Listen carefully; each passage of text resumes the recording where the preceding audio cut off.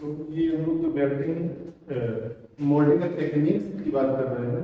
इसके पहले हम लोगों ने देख लिया था मोल्डिंग सैंड का पूरा डिटेल देखी थी, प्रॉपर्टी कौन कौन सी होती है, कौन कौन से मोल्डिंग सैंड्स हैं, उनका क्या यूज था, क्या उसके मुख्य घटक थे, ये सारी बात हम लोग कर चुके थे।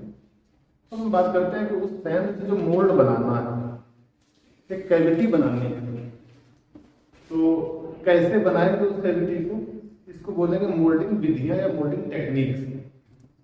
कैविटी बनाने से हमारा मतलब ये है कि सबसे पहले नीचे फ्लास्क होता है या कोई एक प्लेट होगी, प्लेट के ऊपर फिर हम पहले कुछ मिट्टी भरेंगे या पैटर्न को पहले रखेंगे, पैटर्न रखने के बाद फिर चारों तरफ मिट्टी भर देंगे, एक पार्ट ऐसे बना देंगे, फिर उसको उल्टा करके रखेंगे, फिर उसके ऊपर कूप वाले पोर्शन को रखेंगे बॉक्स का, पैटर्न का जो दूसरा पार्ट है उसको रखेंगे पैटर्न के साथ में अलाइनमेंट करते हुए डॉवेल पेन की हेल्प से। इसके बाद फिर उसमें सैंड को फिल करेंगे, रैमिंग करेंगे। ठीक है, तो ये जो विधियां हमारी है कंप्लीट मोल्ड बनाने की, जब ये सॉलिड हो जाता है रैमिंग करने के बाद फिर हम पैटर्न को निकाल लेते हैं जो बॉक्स है, बॉक्स को खोल के, तो जो हमारा कैविटी बनती है, कैविटी को ही एक्चुअली में बोलते हैं मोल्ड। इस मोल्ड को बनाने की जो विधि है, इसका जो मेथड है, इसी को यहाँ पर हम लोग बात करने जा रहे हैं मोल्डिंग टेक्निक की। और मोल्डिंग टेक्निक बेसिकली हमारी दो टाइप की होती है, एक अपनी होती है हैंड मोल्डिंग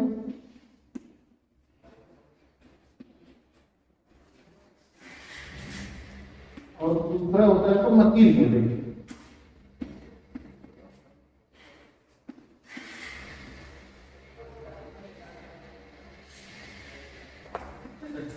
तो हैंड मोल्डिंग का सीधा जैसे कि नाम से ही लग रहा है कि जो भी मोल्ड बनाने की प्रक्रिया होगी बिना किसी मशीन का इस्तेमाल किए हुए सिर्फ हाथों से ही इस पूरा काम करना होगा। फ्लास्क बॉक्स को सेट करना, मिट्टी को हाथ से भरना, हाथ से दबाना या राइमर से चला के प्रेस करना, पैटर्न को सेट करना, पैटर्न को अलाइन करना, इसके बाद फिर ऊपर वाले पार्ट कोप वाले पार्ट को रखना, फिर उसमें मिट्टी को दबाना, मिट्टी दबाने के बाद सॉलिडिफाई हो जाने के बाद या ठंडा उसको ठोस हो जाने के बाद उसको अनबॉक्स करेंगे, पैटर्न को निकालेंगे। तो जितना भी आपने काम देखा पैटर्न को फिल करने से या पैटर्न को प्लेस करके मिट्टी को फिल करने से लेके पैटर्न को रिमूव आउट करके मोल्ड बनाने तक के बीच का जो सफर है, जो यात्रा है, वो सब कुछ बाय यूजिंग हैंड। ठीक है, अगर हाथ से करेंगे सारा काम किसी भी मशीन को इस्तेमाल किए बिना, तो उस तरीके के प्रोसेस को बोलते हैं हैंड मोल्डिंग। और दूसरा एक आपको होता है मशीन मोल्डिंग। मशीन मोल्डिंग का मतलब ये है कि जितनी भी प्रक्रिया है, चाहे वो सैंड भरना हो, सैंड को दबाना हो, पैटर्न को निकालना हो, सब मशीनों के साथ करेंगे काम। स्क्वीज कर देंगे मशीन से। ठीक है, कोई एक ऊपर प्लंजर टाइप का होगा, सैंड आपने रखी, सैंड को आपने किसी मशीन की सहायता से प्रेस कर दिया, कंप्रेस कर दिया, तो पूरी तरीके से वो फिल हो गई। और पैटर्न को बाद में निकालते तो पैटर्न को निकालने के लिए मशीन चाहिए होती है। यानी कि हर एक काम जो भी हमारा मोल्ड बनाने की प्रक्रिया है उसको मशीन का इस्तेमाल करते हुए अगर हम बनाएंगे तो इस टेक्निक को बोलते हैं मशीन मोल्डिंग। ठीक है, तो ये तो हमारा बेसिक मतलब ये दो टाइप के मेथड। अब अगर हम बात करते हैं क्लासिफिकेशन ऑफ मोल्डिंग प्रोसेस की, तो क्लासिफिकेशन ऑफ मोल्डिंग प्रोसेस जो कंप्लीट हमारा मोल्डिंग प्रोसेस है, उसमें एक तो तरीका हमने बता दिया था कि मोल्डिंग सैंड से रिलेटेड जितनी भी चीजें हैं कि मोल्डिंग सैंड कैसी होनी चाहिए, कौन कौन सी प्रॉपर्टी होनी चाहिए उससे, और कौन कौन से मुख्य घटक होते हैं, कितने कितने परसेंट में क्या क्या होता है, जैसे बताया था नमी का परसेंटेज, क्ले का परसेंटेज, सिलिका सैंड का परसेंटेज। इसके बाद फिर आपने देखा था क्या क्या था परसेंटेज के बाद टेस्टिंग वगैरह कैसे क्या कर रहे थे सैंड की। ठीक है, तो जो भी हमारा मोल्डिंग सैंड से रिलेटेड जितना भी चीजें हैं मोल्ड को बनाने में, जो भी पैरामीटर्स थे वो सब एक बता चुके हैं। और दूसरा हमारा तरीका होता है कि मोल्डिंग सैंड को प्रिपेयर कैसे करेंगे। तो जो हमारा अगला क्लासिफिकेशन बन जाता है सेकेंड वाला, इसमें उसको बोलते हैं according to the preparation of mould.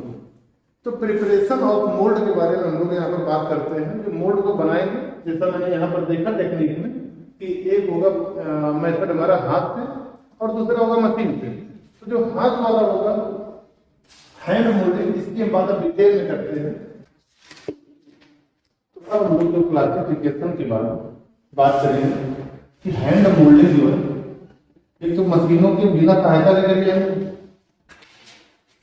और दूसरी बात हैंड मोल्डिंग को फिर दो टाइप से फर्दर क्लासिफाई किया जाएगा। इसमें एक आपका होगा फ्लोर मोल्डिंग, ये फ्लोर मोल्डिंग हो गया, और दूसरी बेंच मोल्डिंग।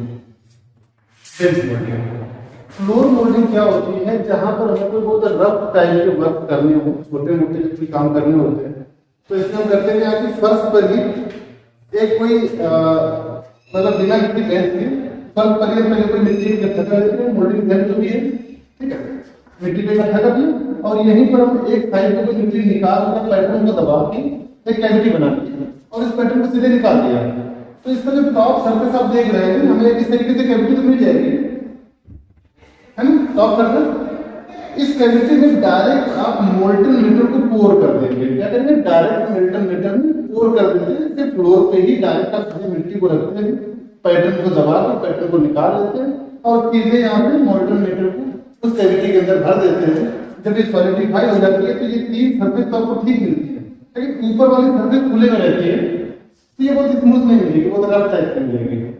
वो डिपेंड करता है कि बड़ी इंपॉर्टेंस कैसी है प्रोडक्ट की, कैसा बनाना है। जो बहुत रफ टाइप के यूज होंगे, जो छोटे मोटे काम चलाऊ टाइप के जो कास्टिंग करनी होती है, तो वहां पर हम फ्लोर मोल्डिंग का इस्तेमाल करते हैं। ये है फ्लोर मोल्डिंग।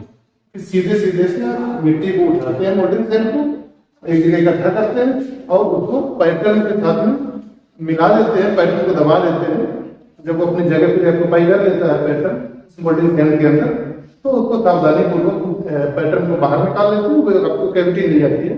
उस कैविटी पर डायरेक्ट आप उसको पोर कर लेते हैं, किसको, मोल्टन मेटल सॉलिडिफाई होने का वेट करते हैं।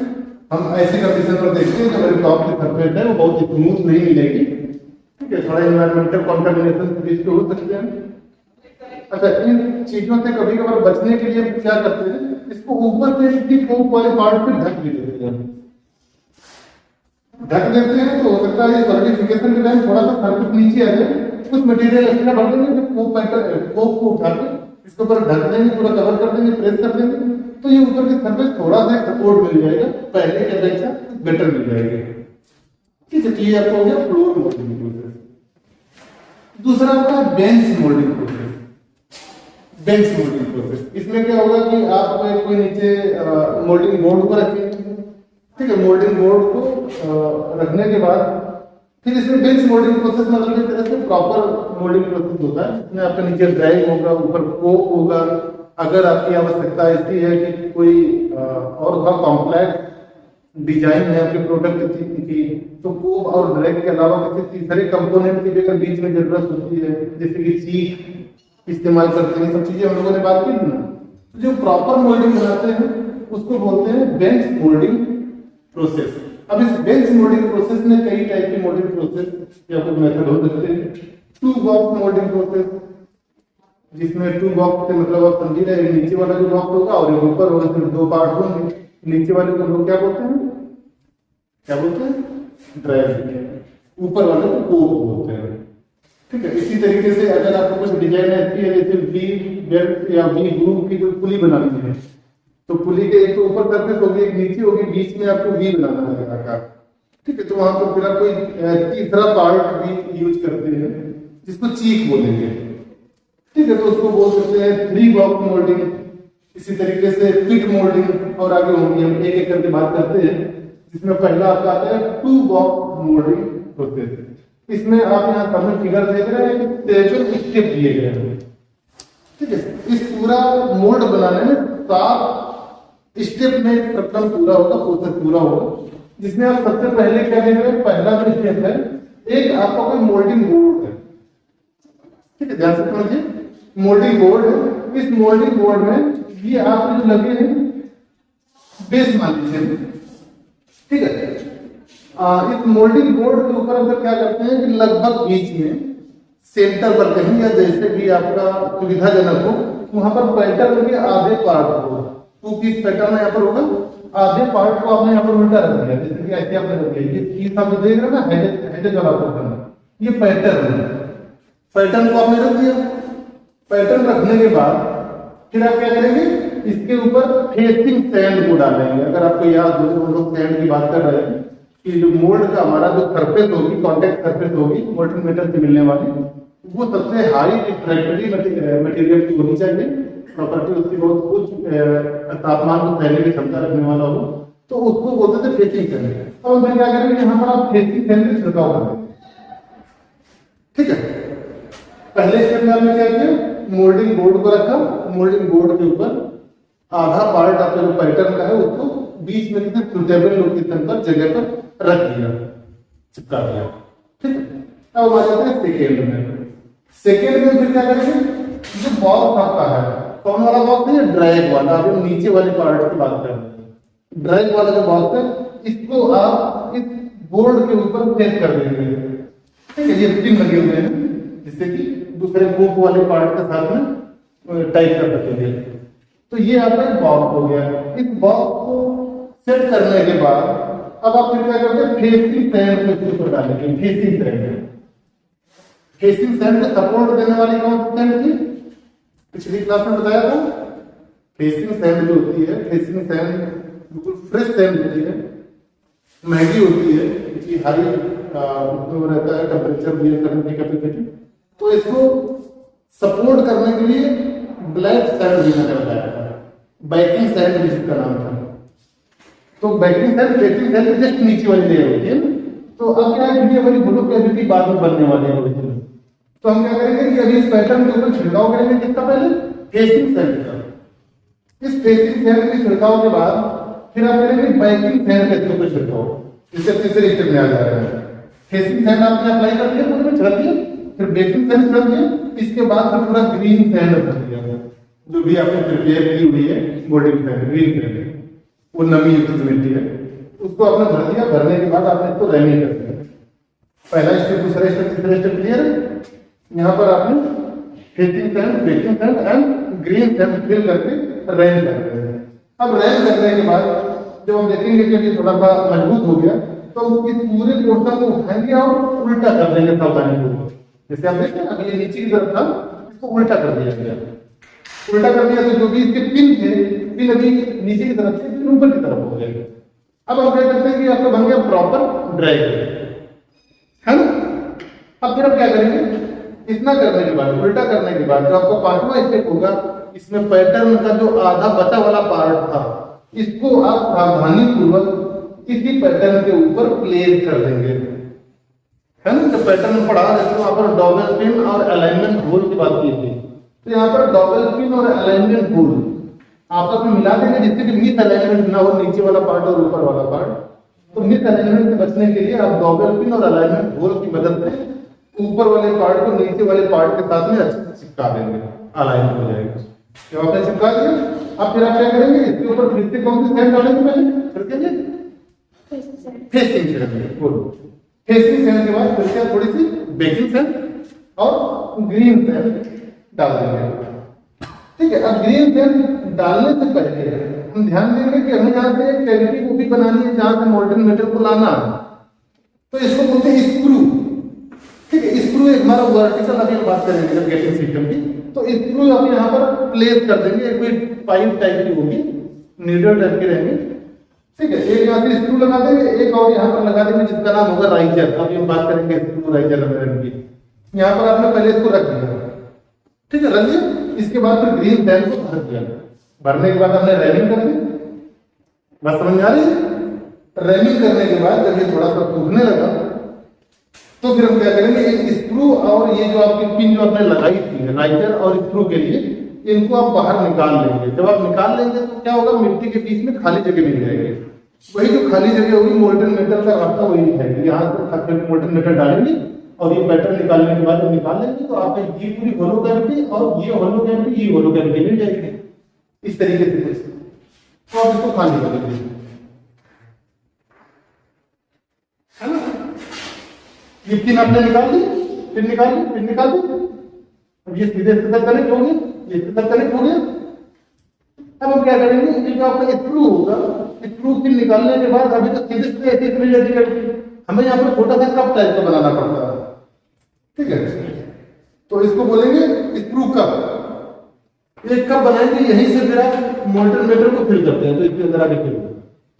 तो ये आपकी पूरी प्रक्रिया है इस एक मोल्डिंग को बनाने की हैंड मेथड से, हैंड टेक्निक। ठीक है, यहाँ पर आपने किसी मशीन का यूज नहीं किया, ये आपका जो फ्लो चार्ट है ठीक है, फ्लो चार्ट किस केस में, टू बॉक्स मोल्डिंग के केस में। तो मुझे लगता है कि डेंस मोल्डिंग के अंदर जो टू बॉक्स मोल्डिंग है इस प्रोसेस आपको समझ में आ गया होगा।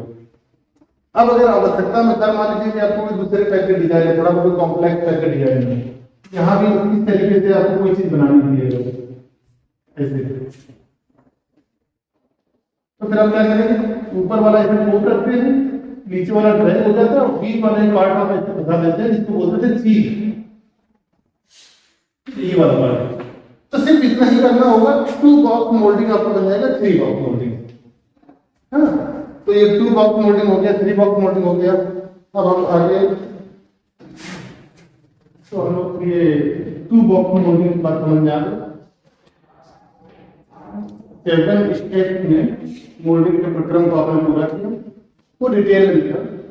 उसी तरीके से अगर कोई चीज पार्ट इन्वॉल्व हो रहा है in between cope and drive, तो उसको थ्री बॉक्स मोल्डिंग बोलेंगे। अगला है आपका स्टैक मोल्डिंग। स्टैक मोल्डिंग का मतलब ये है कि जब हमें कोई कंपोनेंट छोटे आकार के हों, ज्यादा मात्रा में बनाने हों, तो इस तरीके से जैसे आप टिफिन देखते हैं कई सारे पल्ले एक के ऊपर एक रखते हैं, उस तरीके से आपने बना रखा है। एक मान लीजिए कि ये पीस आपका प्रोडक्ट बनेगा, एक यहाँ पर प्रोडक्ट बनेगा, एक यहाँ पर प्रोडक्ट बनेगा, एक यहाँ पर प्रोडक्ट बनेगा, ठीक है। और सभी पीसेस को पैटर्न के साथ बना के कैविटी बनाएंगे, और कैविटी बने हुए इस तरीके के पीसेस को एक दूसरे के ऊपर प्लेस कर देंगे और अलाइन करते हुए इनको टाइट कर देंगे बॉक्सेस को। सभी के अंदर सैंड भर देंगे और स्क्रू बना लेंगे। ये स्क्रू जो आप देखें, जो पोरिंग सिस्टम है, गेटिंग सिस्टम, ये सब पूरा बनाते हैं, एक दूसरे के साथ अलाइन रहेगा। यहाँ से अपने पोरिंग कप से मोल्डिंग मेटल आया, इसमें पहले कुछ होल्ड करेगा, इसमें चला जाएगा, फिर नीचे आ जाएगा, यहाँ होल्ड होके इसमें चला जाएगा, और नीचे आएगा, यहाँ पर होल्ड होके इसमें आ जाएगा, और नीचे आएगा, यहाँ पर होल्ड होके यहाँ पर आ जाएगा। ठीक है, बाकी प्रोसेस इसमें होंगे, आप साइकिल वगैरह बना लेंगे या जो भी चीजें रहेंगी वो सब चीजें होंगी। तो जहाँ इस तरीके की व्यवस्था हो कि छोटे आकार की कास्टिंग जब आपको करनी होती है, तो इस तरीके से एक दूसरे के ऊपर सारे पीसेस को रख के, यानी कि साइमल्टेनियसली मल्टी कास्टिंग परफॉर्म की जा सकती है बाय यूजिंग स्टैक मोल्डिंग। अगला आपका आ जाता है पिट मोल्डिंग। पिट का मतलब जैसे नाम से ही समझ में आ रहा है, कोई एक गड्ढा है ना।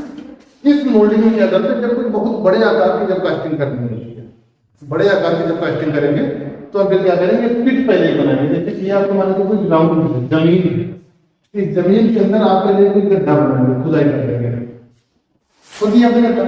इसके बाद इसकी ये सरफेस है, इनको सीमेंटेड पक्का बना देंगे, साफ बना देंगे।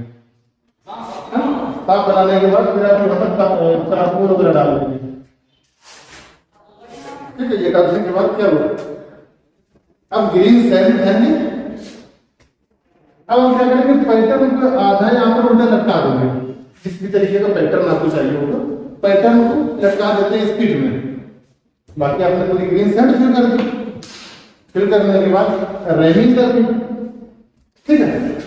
तो इस तरीके से जो आप मोल्डिंग कैविटी बनाएंगे, मोल्ड बनाएंगे, इतना करने के बाद फिर आप क्या करते हैं, ऊपर वाले पार्ट पर पैटर्न को सेट करके को इसके ऊपर प्लेस कर देंगे और अच्छे से टाइट कर देंगे, नट बोल्ट की हेल्प से अच्छे से टाइट कर देंगे, जिससे कि मोल्डन मेटल यहाँ से दिखा होकर बाहर ना निकले, ठीक है। तो ये जो प्रक्रिया होगी मोल्ड बनाने की, से गड्ढे को खोद के ड्राइव वाला पार्ट सब ग्राउंड हो जाएगा। तो इस तरीके के मोल्डिंग प्रोसेस को बोलते हैं पिट मोल्डिंग, ठीक। या तो हो गया पिट मोल्डिंग। अगला आ जाता है प्लेट मोल्डिंग। जब हम लोग प्लेटेड टाइप पैटर्न पढ़ रहे थे, वहां पर हम लोगों ने क्या लिखा था कि एक हमारे पास प्लेट रहेगी, आधा पार्ट प्लेट के एक तरफ रखेंगे पैटर्न का और आधा पार्ट दूसरी तरफ रखेंगे, दोनों को एक दूसरे के साथ अलाइन करके अच्छे से टाइट कर देंगे, है ना। या डबल पिन थे, डबल पिन की हेल्प से उनको अच्छे से टाइट कर देंगे। ये प्लेटेड मोल्डिंग भी जब बहुत छोटे छोटे महीने जो कोई कंपोनेंट बनाने होते हैं बहुत सारे, तो किसी एक प्लेट पर दो पार्ट में पैटर्न को बनाते हैं, एक पार्ट दूसरी तरफ, दूसरा पार्ट दूसरी तरफ बना के। अगर और ज्यादा महीने या ज्यादा प्रोडक्शन लेने हैं तो एक ही प्लेट पर कई सारे भी पैटर्न को स्थापित कर लेते हैं, अटैच कर लेते हैं और उन पैटर्न को मोल्डिंग सेल के अंदर प्लेस करके मोल्ड कैविटी बनाने का काम किया है ना। तो ये आपको हो गया प्लेट मोल्डिंग। अगला है आपका स्वीप मोल्डिंग। सब कुछ आप पहले से पढ़ चुके हैं। स्वीप का भी मतलब मैंने बताया था, जहां पर स्वीप पैटर्न की बात की थी।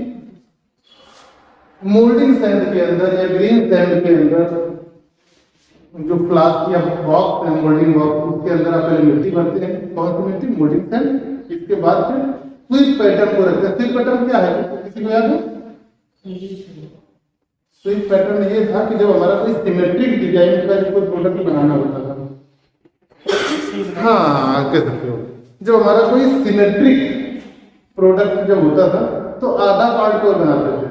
ठीक है, जैसे कि मान लीजिए कि आपको ऐसा भी बनाना है चारों तरफ इस हाथ को बराबर, तो हम क्या करते थे, एक तरफ ऐसे भी बना लेते थे और यहाँ पर हमको ये एक्सेल को स्टार्ट लगा देते थे। ठीक है, इस प्लेट को आपने यहाँ पर बांध दी स्टार्ट के साथ में, एक जगह मिट्टी के साथ रखा और इस थाप को पूरा घुमाते थे ऐसे। जैसे जैसे घूम के जाएगा पूरा अपने आकार लेता हुआ अपनी मिट्टी हटा देगा। तो स्वीप पैटर्न था। अगर हम स्वीप पैटर्न को यूज करके कोई मोल्ड बना रहे होते हैं तो उसको स्वीप मोल्डिंग बोलेंगे। सिंपल से इतनी बात है। अगर आप स्वीप पैटर्न समझ गए तो स्वीप मोल्डिंग समझने में कोई दिक्कत नहीं।